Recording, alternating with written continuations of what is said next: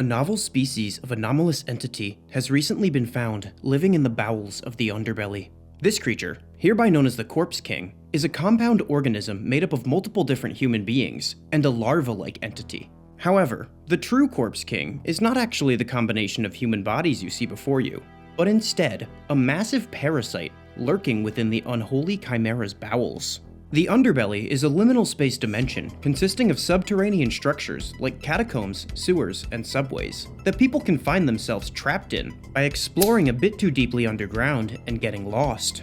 While most don't notice that they've left Earth right away, they begin to understand the gravity of their situation when they find out the side effects of tapeworms down here. This creature starts as many life forms do.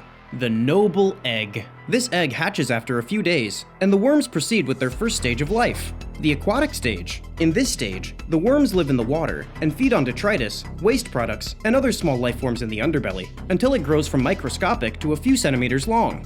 From here, the parasite stops eating and waits for a human wanderer to enter the water. Upon detection of a human being, the Corpse King will rapidly swim towards the person and attempt to enter through any orifice or open wound submerged in the water. Because the person isn't usually in the shit water on purpose, these entrances are typically below the waist, so they often enter up through the poo or pee holes. Nature is just so beautiful sometimes. I mean, not right now. This makes me think we should upgrade and start putting macroplastics in the ocean, but I don't know, man. Eat some sticks. In the second stage of the Corpse King life cycle, it acts like an especially fearsome tapeworm. After the parasite enters the host, it will attach itself to the outer lining of the intestine and begin leaching nutrients from any pre-digested food that the wanderer consumes, as well as the host itself. It will continue to feed and grow until it's around 3 feet in length. At this point, the victim has a noticeable distended potbelly that squirms in an unnerving fashion. The host doesn't seem to mind this though, nor do they any of the grotesque gastrointestinal symptoms related with the parasite, as the worm releases hormones that tell the human brain that it is in utter bliss. And it loves the fact that it always has diarrhea. This psychological hold is so severe that humans have even been recorded expressing affection towards the worm and protecting it from harm. I mean, it was cool when you were just into worms, but now I feel like it's your whole personality. Oh, I see the problem. You misunderstand. The worms are working their way into me. After the worm cements its psychological hold over the host, the parasite will again cease feeding and growing momentarily, while it manipulates its host to seek out another wanderer. The Corpse King can't reach the final stage of its life cycle until it finds one more person. When it finally does cross paths with an unlucky individual, the worm springs from the original host's mouth and latches onto the face of the second person. It burrows into the eye and targets the brainstem. Within a matter of minutes, the second host is completely paralyzed, but still alive. After this, the worm exits the second host and slithers back into the original. They drag off the corpse of the second victim into a dark, damp place. At this point, the host lays on top of the dead body, and the worm exits the shell of a person. It produces a thick, stringy silk, not cum, that it uses to encompass both itself and the two corpses. It will remain in this cocoon for 1 month, until they emerge as a full-grown Corpse King. They grow up so fast. A fully grown Corpse King adult is the unholy amalgamation of 3 beings. The new form keeps much of the external anatomy of the two people the same, with some key differing features. For one, the new chest cavities have burst in several places, where the intestines of the creature leak out. The parasite is so large that it pushes the internal organs out of the body to make room for itself. These intestines are part of the worm itself, as they fused during the metamorphosis. Pro tip, if you need to kill it, stab the wiggly bits. Much of its biomass has been reallocated to the support torso. As you can see, its fingers and toes are much hardier than that of a traditional Homo sapien. And if you see its arms and legs, they definitely deserve a goddamn. Where's the drawing from the back? The creature took most of this biomass from the top torso during its metamorphosis, and has modified what remained of it into a contorted set of armed jaws. At the top of these jaws lies the skulls of both amalgamated individuals. As an adult, the Corpse King acts as a scavenger and predator to many life forms in the underbelly. Most of the horrific things about this monster are how it gets to become a monster, not what it actually does after. At this stage, it's really no different than a bipedal lion or a land shark, just a big old predator, like Jared. This era of its life is the reproductive stage, and it will consume biomass to be converted into eggs. It will continue to do this until it dies, whether that be by starvation, gunshot, or AIDS because it's in the sewer. And they all lived happily ever after, unless they were one of those 2 people who got amalgamated, or literally anyone else but the worm. The end. The underbelly, an ecosystem of forever expanding pipes and tunnels that belong to the underground systems that keep society functioning. Sewers, subways, catacombs, anything constructed to facilitate the incessant function or store the forgotten waste of the cities that bustle above it. The entrance to the underbelly isn't easily found. In fact, most of those who find themselves there do so by accident. One only gets there by exploring a bit too deeply in an underground structure and getting lost. It takes a while before most realize they're more than just lost, and they've actually stumbled into an entirely new realm. Some never realize that they've been trapped in a dank liminal hell. A clear, unignorable sign that you've transitioned into the underbelly is that the architecture of the underground structure you're walking through will become less consistent, almost random, and you'll notice that there's much more than the usual sewer rats and roaches running around. One of these creatures, the one we're taking a look at today, is called the meat crab. Not those kind of meat crabs, put your condom away. Not that you'd even use it. Meat crabs are scavengers and low-level predators. They live in complex hive systems that closely mimic those of earthen ants. The meat crabs make their homes in the walls of the underground structures that make up the underbelly. They burrow a complex tunnel system that acts as their home, food storage, nursery, and brothel. See, if they were people and they did all that crap in one room, they'd be rightfully in jail. But they're just big old dumb meat crabs and they don't know no better. Also, like hive mind insects or religious white people, they have a complex and rigid social structure. Among the meat crabs, there is one queen meat crab, which is kinda weird because with a name like meat crab, you'd think they'd have a king. The queen gives birth to all of the meat crabs in the hive. Males have a short lifespan and only exist to breed with the queen.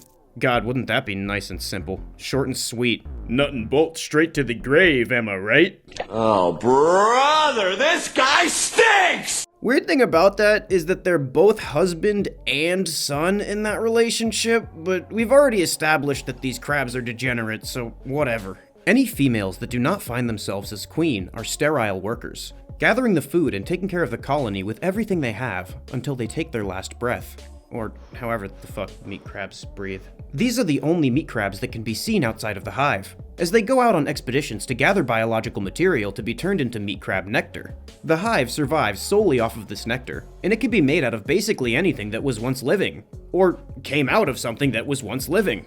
Fun fact, meat crabs recycle their dead into nectar too. Nature is just so beautiful sometimes. I mean, not right now. This makes me want to coat the Great Barrier Reef in a thick layer of plastic, but I don't know, stick it in a fish's mouth or something. The nectar has a brownish-green hue, and its consistency is said to be between that of bone marrow and gelatin. The taste is described as a combination of artichokes, pork, and manure. While this substance has no known analogs on the surface, the closest thing found that resembles its chemical makeup is the Impossible Meat Burger King Whopper. These creatures feed indiscriminately on biological matter. Flesh, plants, excrement, bone, basically anything. These things are little living garbage disposals, I tell ya. They not only gather refuse to create the nectar they so crave, but also actively hunt anything they can find for it as well. Meat crabs are only dangerous to human wanderers in large numbers. However, that doesn't mean you're safe if you only see one. It's actually just the opposite. It's a sign of encroaching danger. You should immediately move far away from your current location in the opposite direction of the meat crab, as they will be back in far greater numbers. Upon seeing a potential prey item, the meat crab will scuttle back to the hive and leave a trail of pheromones to where it saw the prey. If the prey item is still there when the meat crabs return, this time in the hundreds to thousands, the prey, in this case you, can consider yourself meat crab nectar. The meat crabs can attribute their hyper-organized nature to a pheromonal system of communication. Yes, the scrutinous digging of the tunnels, the militaristic blitzkrieg crab strategy, and even the meticulously arranged social order can all be attributed to the specific and communicative smells that come out of their asses. I can relate, because if I like someone enough, I'll do basically anything for her to let me smell her ass. You know, I can't tell if I'm writing this script on too many drugs or not enough. Just the right amount. The Bureau of Anomalous Containment recently discovered both the underbelly and the meat crabs from several pages that look as though they've been torn from a notebook. The paper was weathered, stained, and torn in several places. The following is what was written on the pages. At this point, I've given up. I've been wandering for hours now, and the tunnels all look the same. I was marking landmarks to try to keep track, but I've seen the same places several times, and each time the marks I make disappear. I knew the area of the sewer just before I began to lose track of my surroundings quite well. When I was homeless, I lived in a pipeline nearby it, but at some point while journeying back towards the surface, I slipped into a hole and found myself in a tunnel I had never seen before. It was dimly lit by an unplaceable light that looked like it came from a flickering bulb, but I couldn't find the source. It was like the ceiling was glowing. At first, I was just perplexed, curious about the new area I had found myself in. I thought I knew this city's underground like the back of my hand. I was naively excited about the new tunnel that only I knew about. A little haven, all of my own, safe from the other scavengers. I just kept wandering. Wasn't really sure what else to do. Everything just looked like more of the same until I saw this one small bug thing. It kind of looked like a tick, but with flesh and skin rather than an exoskeleton. It had 2 front arms, like a crab too. I didn't think much of it. It seemed like it was scared off by my mere presence and scuttled back into the darkness. I thought that was going to be the last of that and kept moving. Sometime later, I heard the rapid pitter-patter of a million footsteps distantly down the hallway. It got closer and closer until I saw a wave of those little meaty spider crabs coming towards me at full speed. I was able to cut around a corner and lock myself behind a heavy industrial door to avoid getting trampled, but they're still out there. I can hear them. I know they're looking for me. The pages were found at the mouth of an exit pipe for a wastewater treatment plant. The stains from the paper were analyzed and contained traces of human feces from several people, the blood of a single individual that according to DNA testing was not in the Bureau's system, and a peculiar novel substance with an earthy, meaty scent. Later testing suggested to the Bureau that this was a splotch of meat crab nectar. Not only that, but the DNA of the blood matched the DNA of the nectar, suggesting that the wanderer who wrote these pages was processed into food for the hive. And they all lived happily ever after, unless they happened to not want to be processed into nectar for the hive. A novel species of anomalous entity has recently been reported in the underbelly. This creature has features that closely resemble those of several species of rodents, as well as some that strangely resemble those of millipedes. This animal, hereby dubbed the Molepede, was found tunneling throughout the underbelly on an exploration mission by the Bureau of Anomalous Containment. The underbelly is an infinite liminal dimension made up of underground structures like sewers, subways, and catacombs that has many connections to Earth via the non-anomalous versions of those places. People often find themselves transported there by exploring a bit too deeply underground and losing track of where they are. While they won't notice right away, they may figure it out once they see this place's version of a rat. To get a better understanding of this creature, we should first take a look at its physiology and biology. This animal will grow to be 7 to 15 feet long as an adult, and the amount of legs that it has is directly tied to the length of its spine, sprouting more weird stubby rat feet as it grows throughout its life. They grow up so fast! In a traditional sense, the Molepede is functionally blind. While it does use those eyes for a certain type of sight, it's not a traditional sense of vision. The Molepede instead uses this weird little wormy star-shaped nose to find its way around. This organ paints a picture of the world with a combination of scent and touch. The wormy feely-dealies are 100 times more sensitive than human fingertips, and the olfactory system is magnitudes stronger than a human nose. These two senses allow the Molepede to paint an accurate picture of the world, so it's not just sitting there doing whatever the fuck Helen Keller did all day, which was probably nothing. While I did say this creature was functionally blind, that was a lie.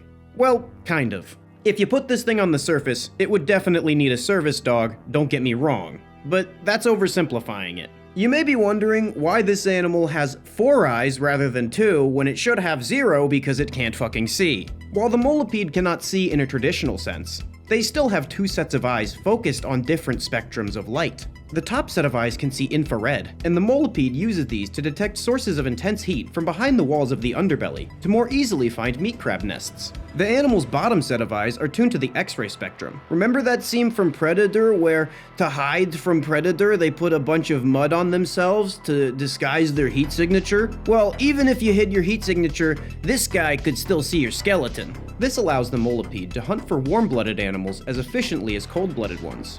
Even though these modes of sight are not nearly as useful for painting a picture of the environment itself, they are especially tailored to find the exact resources the Molepede needs more efficiently than regular eyes would in this dark environment. This creature spends the majority of its time burrowing tunnels into concrete that make up the underbelly, using their large star noses to detect food sources. They have large incisors tough enough to scrape through solid stone located on the cusp of their lips, which means they can dig through the walls without eating a bunch of rocks. It's pretty good, I don't like these rocks. Because of their large size, these tunnels are often disruptive to other life forms in the underbelly. The tunnel systems they create are often responsible for making the architecture in the areas they inhabit unstable, resulting in constant collapses. Because the collapses create areas cut off from most of the other underbelly, it is in these collapsed areas that Molepedes find a safe place to reproduce and rear their young. Strangely, while these creatures are warm-blooded mammals, like part of their namesake, the millipede, they lay large clutches of soft-shelled eggs, and their blood contains a lethal poison. Molepedes lay clutches of up to 30 eggs at a time, and they usually do it in one of the naturally occurring shit piles in the underbelly. The eggs are around the size of a baseball, but taste much better than one. The newly hatched Molepede is only a few inches in length. However, the babies will scurry off and quickly grow to their full size in around 2 to 3 years. Like the majority of the life in the underbelly, to survive, this creature has to eat whatever it can find. However, unlike most of the life down here, it doesn't seem to directly target human wanderers. I mean, if it's starving and you look slow and stupid, don't get me wrong, it'll take a bite, but like most members of the opposite sex, it probably won't pursue you. These creatures are omnivores, mostly consuming refuse and the various species of fungus that occur in the underbelly. They do, however, supplement their diet with whatever meat they can safely catch. And in addition to this, they do have one favorite, dangerous treat to acquire. These creatures are the main predator of meat crabs, and will crack open and destroy their hives for the nectar they create. Kinda like a bear getting in a beehive for the honey, or an anteater getting in an anthill for the ants, or your uncle getting in your ass for a felony. While meat crabs are fearsome in their own right, since the Molepede has toxic blood and flesh, the crabs die off as they attack it. Because of this, it takes a lot longer for the meat crabs to do significant damage to the Molepede, giving it a healthy feeding window to slurp up all the nectar and munch on some crabs. And they all lived happily ever after, unless they happen to be a meat crab. The end.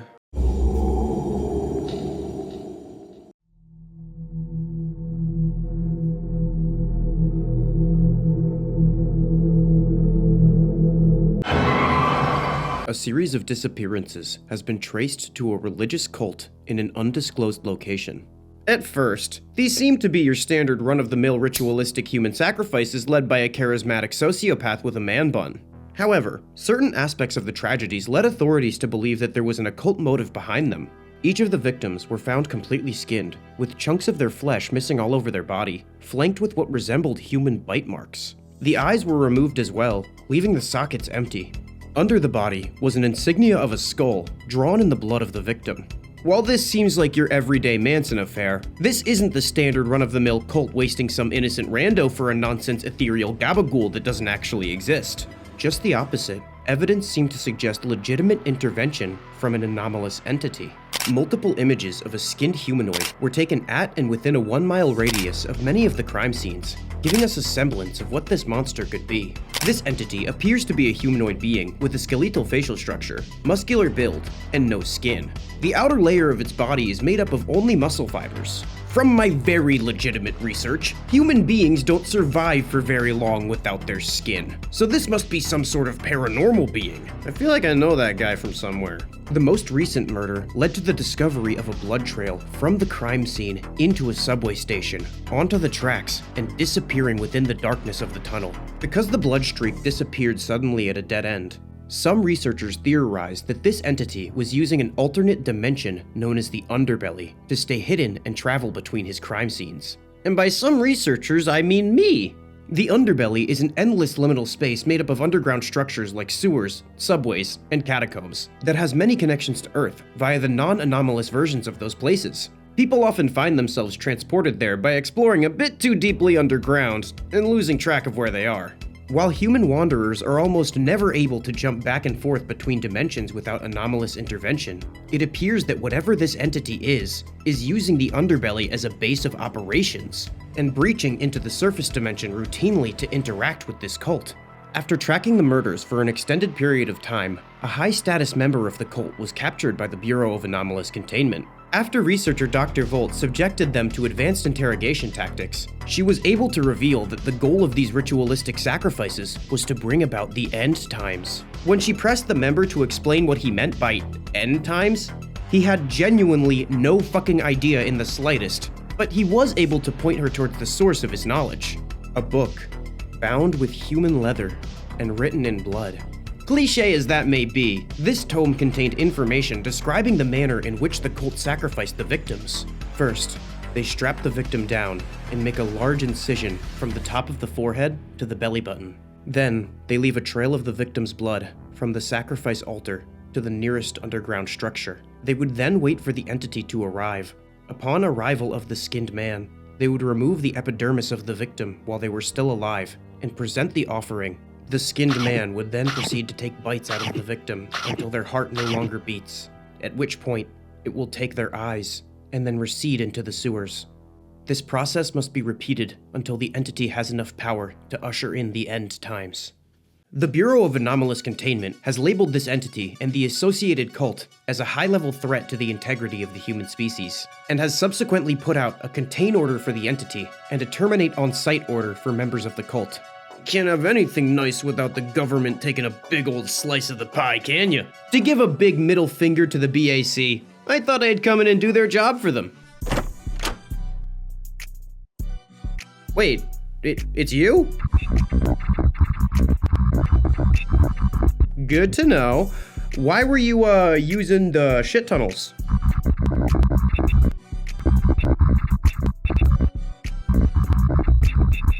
Ooh, I'm gonna put these on a pair of boots. The Underbelly. A strange world made up of seemingly endless tunnels and pipelines from the hidden systems that keep the human world turning. Railways, sewage, catacombs, any structure created to facilitate the incessant function or store the forgotten waste of a society that carries on unknowingly above it. The entrance to this place isn't easily found, at least not by choice, as most of the wanderers who find themselves unfortunate enough to end up in the underbelly do it by mistake. They stick their nose where it doesn't belong and voyage a bit too deep underground on an unfamiliar path. It won't be obvious that they're in a new place right away, but most realize they've transitioned into the underbelly as the architecture begins to resemble a brutal industrialist Dr. Seuss book. The creatures that live down here tend to be much stranger than anything you'd find on the surface as well. One such creature, the one we're discussing today, is the ChudFly.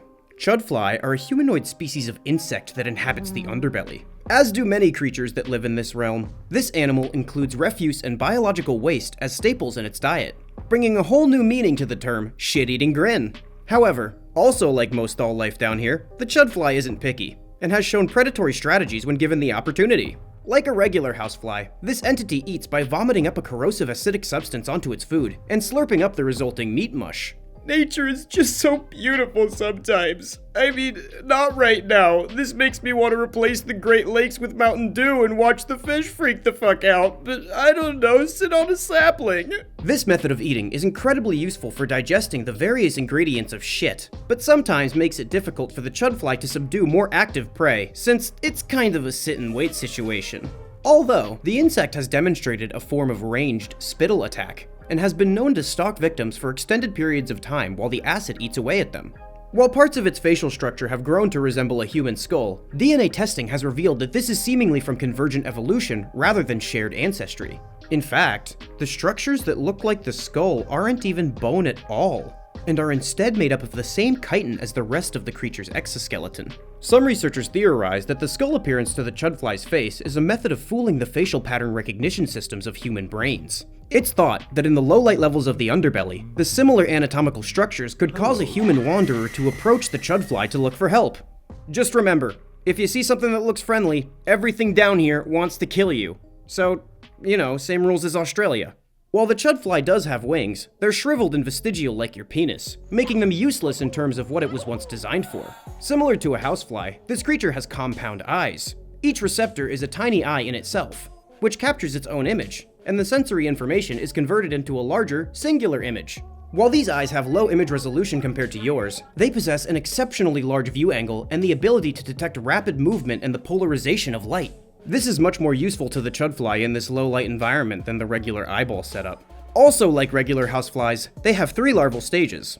Unlike regular houseflies, the 3 larval stages are radically different from one another. First, an adult ChudFly will lay fertilized eggs in rotting meat, and after a few days, the eggs will hatch into burrito-sized maggots. These burrito maggots will eat whatever dead thing they were laid inside of to gather enough biomass in order to metamorphose to their next stage. The next stage, the nymph stage, is similar in anatomy to a dragonfly nymph, only much larger. At this point, the ChudFly nymph is around the size of an adult German Shepherd. It shifts from scavenger feeding habits to predatory ones, as it skulks both the water and walkways of the underbelly in search for prey. The ChudFly nymph will basically eat anything it can fit in its mouth. So, if you're traveling with small children, keep a close eye on them. Or the ChudFly nymph will keep a close mouth on them. Wait, don't tweet yet, I didn't mean like that! While it cannot fit an adult human wanderer into its gullet, it will still attempt to subdue them in order to drag their bodies to a more private place for later consumption. After it consumes enough food to metamorphose again, it will begin the final metamorphosis stage, in which it forms a pupa, and after a period of around 2 weeks to a month, it emerges as a fully grown ChudFly. As an adult ChudFly, the insect will live for about a year before finding a mate, how the fuck does he have more riz than me, and starting the cycle all over again by laying eggs in another freshly made dead body. And they all lived happily ever after, unless they happen to be the guy who got the eggs laid in him. The end. The underbelly. An endless liminal expanse of tunnels and pipes that belong to the underground systems that keep society functioning. Subways, catacombs, sewers, any structure created to deal with the waste of society and keep it moving. Few know exactly how to enter the underbelly. In fact, most of who find themselves there do so by accident. All it takes is to take a wrong turn poking your nose where it doesn't belong below ground.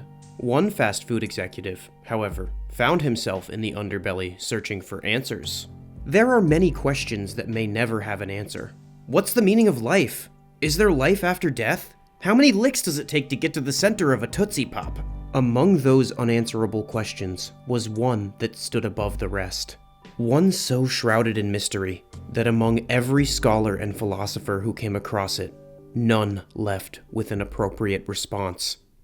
Who the fuck actually eats at Long John Silver's? Even the absolute shittiest restaurants infect the one person willing to give them a shot with food poisoning every once in a while.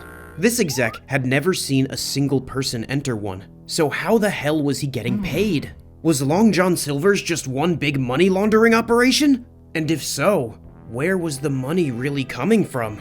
He began to have trouble sleeping at night, with images of crack kingpins, human trafficking, and hamster prostitution. He needed to know. Looking to the internet for answers as his chronically online ass often did, he saw he was not the only one wondering this. He was looking for someone claiming to have eaten at the restaurant of his employment, but all he saw was more people looking for people claiming to have eaten there. He was at a dead end. In attempts to explain how they survive as a business, the executive at LJS searched everywhere for a possible market of where they got their customers. While watching the iconic LJS Dr. Norman Big Fish commercial, it finally hit him. What if people aren't what's eating there? Long John Silver's is a fish restaurant. Yes, that means it serves fish, but that's not all it means. If they couldn't find someone willing to eat at Long John Silver's, they must have found something willing to eat at Long John Silver's. The executive was looking in the wrong place. When your food comes from the water, why look to land for customers? He thought back to a local urban legend, a fishman who was rumored to live in the sewers, feeding on the refuse of the modern world. Sounds like a guy who'd enjoy some Long John Silvers. Half man, half fish, with a palate perfectly suited to what the LJS Corporation advertises as food. After taking 17 tabs of acid and watching the shape of water in reverse, the executive knew what had to be done. He had to find their actual customers. If there was a place where this beautiful hybrid creature could live and still have access to Long John Silvers, it must have been the sewers. The executive packed a go bag and entered the first manhole he could find. He wasn't well acquainted with the confusing underground structures, so he slipped into the underbelly quite quickly. He hadn't even noticed any of the Lovecraftian changes to the infrastructure, or even some of the peculiar creatures hiding in the shadows. He was a man on a mission.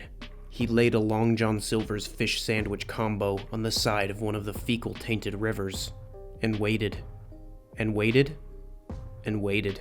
After a few hours, he dozed off. He awoke to the sound of squelching water and crumpling food wrappers.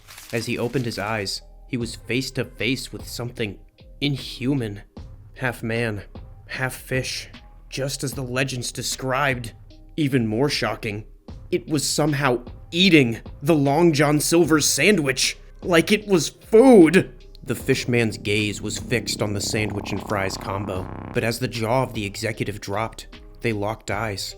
The fishman hesitantly pointed directly at the LJS shirt that the exec always wore under every other clothing item he owned. It must have recognized the symbol from the packaging. It started squeaking a strange chant from its gills, before more and more fish people gathered around it. The executive emptied his backpack, filling the space in front of him with Long John Silvers. The fishmen shrieked in rejoice, leapt to the walkway, and devoured everything the executive had to give them. When they were finished, they all made eye contact with him, and the one in the front extended their hand. The executive took it, and before he knew what was happening, they were whisking him through the shit water. In moments, he was at what looked like their home, a clearing in the sewer, littered with LJS wrappers. As the fishman moved and bustled about their activities, he got a closer look at them. They had smooth, slippery skin, sharp teeth, bulbous eyes, and a body that looked exactly like what would happen if a fish person were to survive solely on Long John Silvers. Atop this fat neck is a face similar to an anglerfish, with the same sort of flapdoodle that the angler uses to hunt. Instead, they use it to see and carry out tasks that need light. Some were reading, some were writing, some were painting. I mean, everything that they can paint is made with shit, so it's all greens and browns, and they go to this really unhealthy guy's pipes to get red, but still pretty cool. Better than you can paint. The LJS Corporation was able to survive for so long with not even a single human customer because they were supporting an entire fish society. Then, he looked up. He felt like he recognized where he was. The lead fishman again took his hand and led him to a waterfall, where the executive claimed without prompting that they definitely didn't have sex. And then the fishman took him up the waterfall. They went a long, long way. He couldn't breathe and struggled to get free, but the fishman held on. At some point, he went unconscious due to lack of oxygen. He awoke, soaking wet and completely naked, in the very same Long John Silvers he had gotten the sandwiches from. And that, my friends, is where I've been, and my idea for the future of this company. Also, I didn't have sex with the fishman, if anyone was wondering. Dave, you haven't been back to work in 2 weeks, and you come back covered in human shit, insult the entire company, and interrupt my meeting to scream about fish people? That took a lot of guts. I think you just might have what it takes to be partner material. Anyone else have some radical new ideas like my main man Dave here? Maybe it would be easier to rebrand or change the menu. Anyone else trying to crush my childlike wonder? How do fish people get money? My favorite type of comment is the person who completely misses the point of this being a horror story and tries to disprove whatever obviously fake crap that I just made up. Like, they're so far removed that they think they're the smartest person ever, and they think they've figured it all out. It's like amazing. Man is studying ants on the ground while the joke goes over his head. To those people I say, no one has ever been inside a Long John Silver's, so they can't prove it's not full of fish people. Anyways, if you like this video and want to see more of what happens in the underbelly, make sure to like, comment, and subscribe with all notifications enabled, or I'll throw you into the sewers. I want to thank Dead Rex for, like, usually I say drawing the critters. He did draw the critters, but the critters is him. Yeah, shout out the Inner Circle. Love y'all.